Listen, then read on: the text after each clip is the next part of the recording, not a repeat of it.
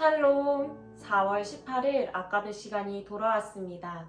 오늘 함께 나누실 말씀은 신명기 29장 14절에서 29절까지의 말씀입니다. 오늘 본문 말씀의 14절과 15절은 이렇게 시작됩니다. 내가 이 언약과 맹세를 너희에게만 세우는 것이 아니라 오늘 우리 하나님 여호와 앞에서 우리와 함께 여기 서 있는 자와 오늘 우리와 함께 여기 있지 아니한 자에게까지니이다. 여기서 너희, 우리와 함께 서 있는 자들은 29장 2절의 말씀과 같이 온 이스라엘로 10절에서 11절 말씀과 같이 지도자로부터 시작하여 유아와 여성, 나그네와 노예에 이르기까지 이스라엘에 속한 모든 이들을 가리킵니다. 오늘 우리와 함께 여기 있지 아니한 자들은 22절의 말씀과 같이 너희 뒤에 일어나는 너희 자손과 멀리서 오는 객을 가리킵니다. 너희 뒤에 일어나는 너희 자손은 지금은 태어나지 않았으나 곧 태어날 이스라엘 자손들, 객은 타국인, 즉 하나님을 믿고 이스라엘 공동체 안으로 들어올 외국인을 의미하며 이는 하나님의 구원의 대상이 단지 혈통이나 지리적으로 제한되지 않음을 분명히 합니다. 그러니 지금 하나님께서 모압 땅에서 이스라엘과 세우시는 언약은 지속되고 갱신되어 이스라엘 후대 자손과 지금은 아니지만 하나님의 자녀가 될 외국인들, 예수님께서 새롭게 창조하실 새 언약의 공동체에게도 유효하다라는 것입니다. 모세는 갱신되는 언약의 대상들에 대해 언급한 후 다시 과거를 회상합니다. 그들의 과거는 16절과 17절 말씀과 같이 하나님의 은혜로 애굽에서 종되었던 삶에서 떠나 하나님의 인도하심을 따라가는 길이었습니다.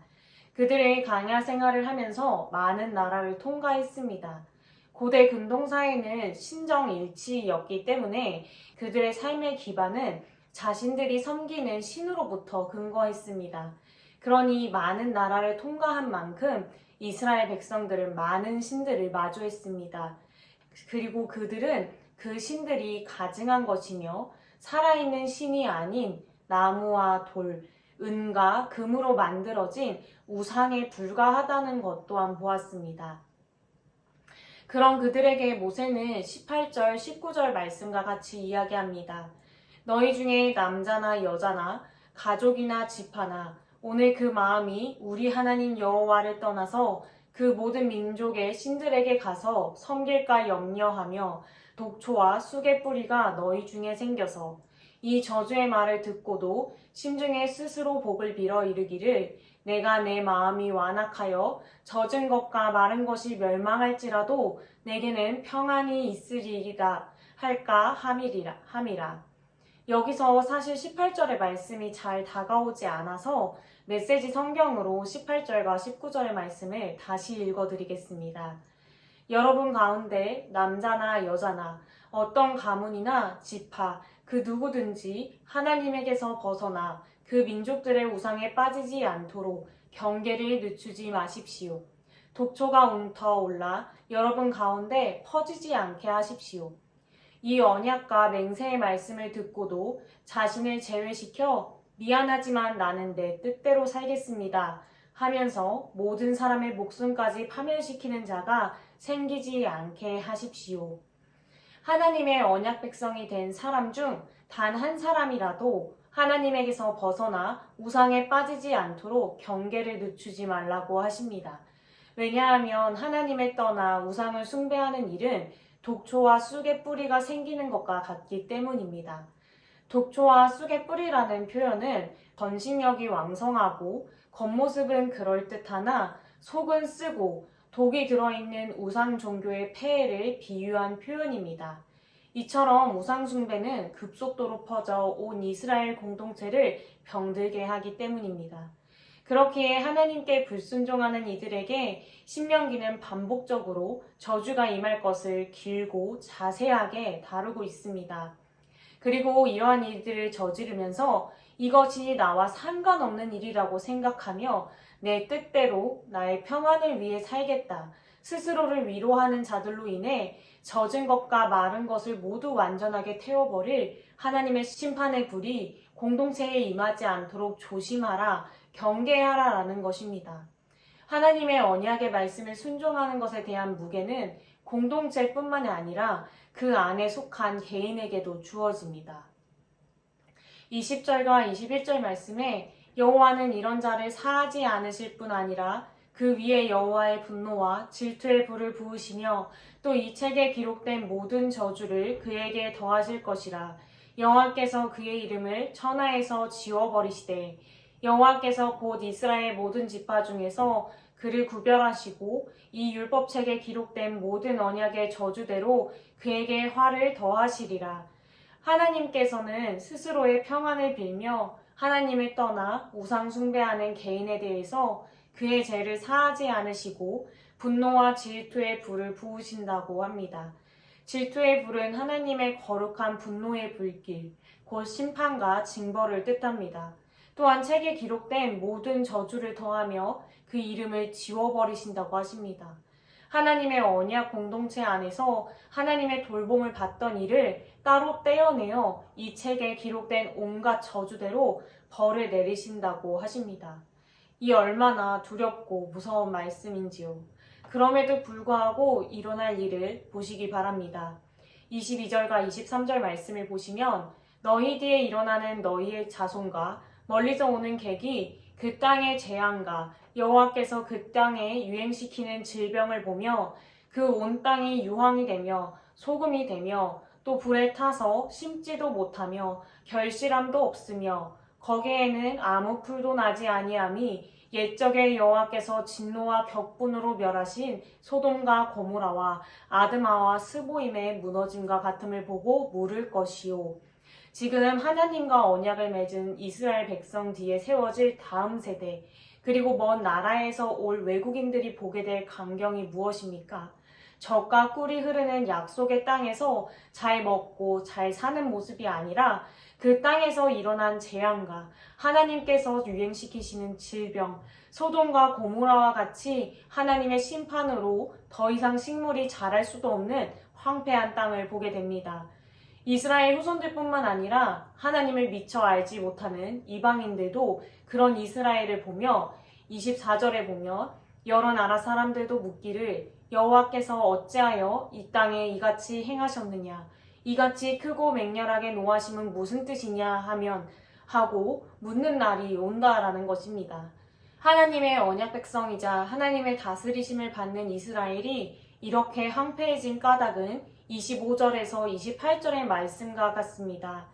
그때 사람들이 대답하기를 그 무리가 자기 조상의 하나님 여호와께서 그들의 조상을 애굽에서 인도하여 내실 때에 더불어 세우신 언약을 버리고 가서 자기들이 알지도 못하고 여호와께서 그들에게 주시지도 아니한 다른 신들을 따라가서 그들을 섬기고 절한 까닭이라. 이러므로 여호와께서 이 땅에 진노하사 이 책에 기록된 모든 저주대로 재앙을 내리시고 여호와께서 또 진노와 격분과 크게 통한하심으로 그들을 이 땅에서 뽑아내사 다른 나라에 내던지심이 오늘과 같다 하리라.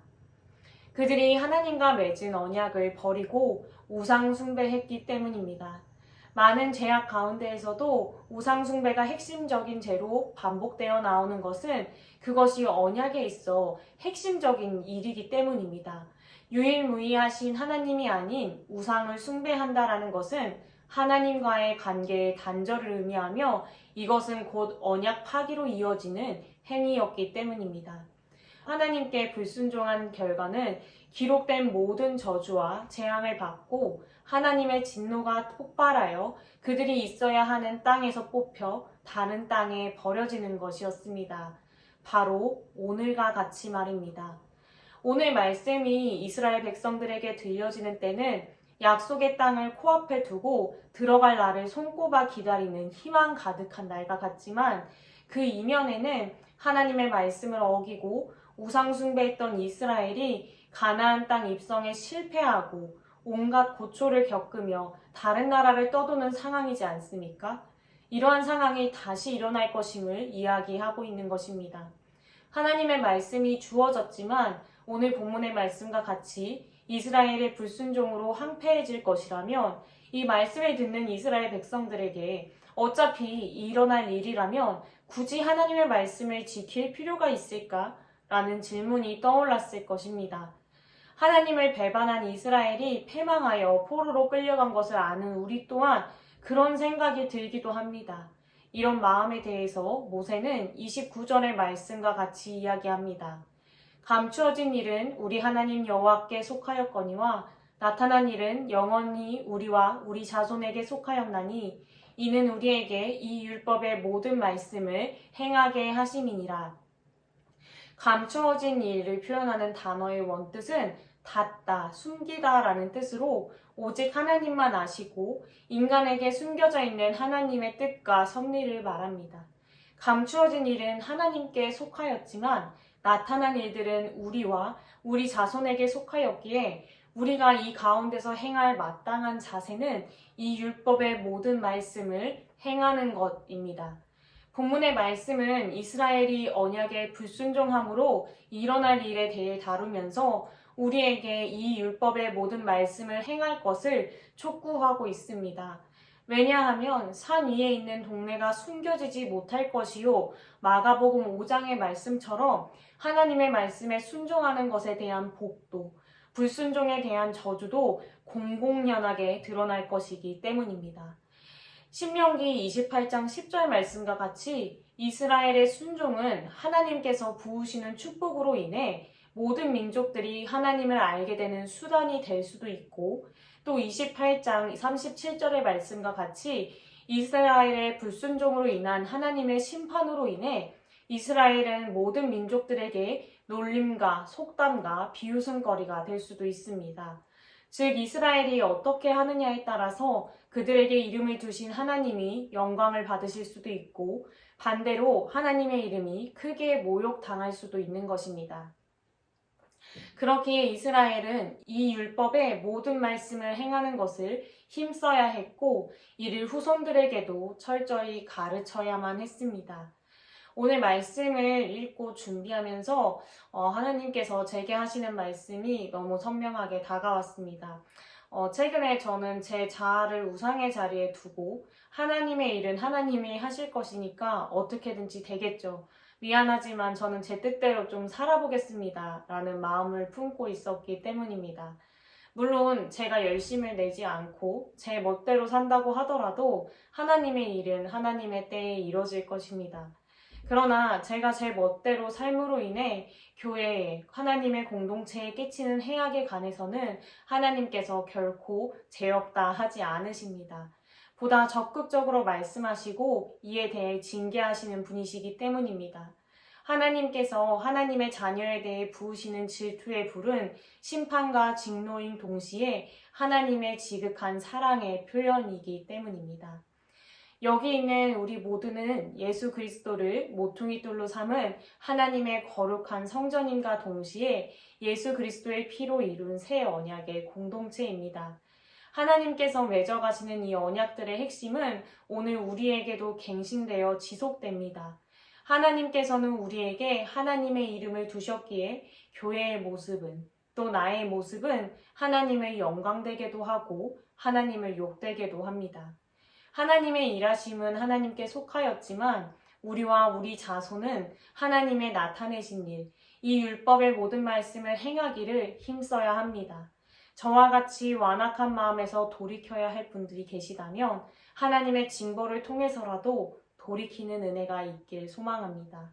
더불어 나와 나의 자손들, 온 교회 공동체가 이 율법의 모든 말씀을 행하고 가르치기를 힘써 세상 앞에 하나님의 살아계심을 드러내고 하나님의 이름을 높이는 영광에 동참하길 소망합니다. 함께 기도하겠습니다. 하나님 아버지, 오늘도 우리에게 주님의 말씀을 주시니 감사합니다. 오늘 말씀의 나의 삶을, 우리 공동체를 비춰봅니다. 하나님, 우리를 긍휼히 여기셔서 돌이켜야 하는 완악한 마음이 있다면 징벌을 통해서라도 돌이키게 하여 주시옵소서. 이 율법의 모든 말씀, 하나님을 사랑하고 이웃을 사랑하기를 힘쓰는 자들이 되어 주님의 이름을 높이는 영광에 동참하는 인생들이 되게 하여 주시옵소서. 감사드리며 살아계신 예수님의 이름으로 기도드립니다. 아멘. 오늘 하루도 하나님의 말씀을 힘써 행하고 지킴으로 하나님의 이름을 높이는 모든 성도님들이 되시길 축복합니다. 내일 아까베 시간에 뵙겠습니다.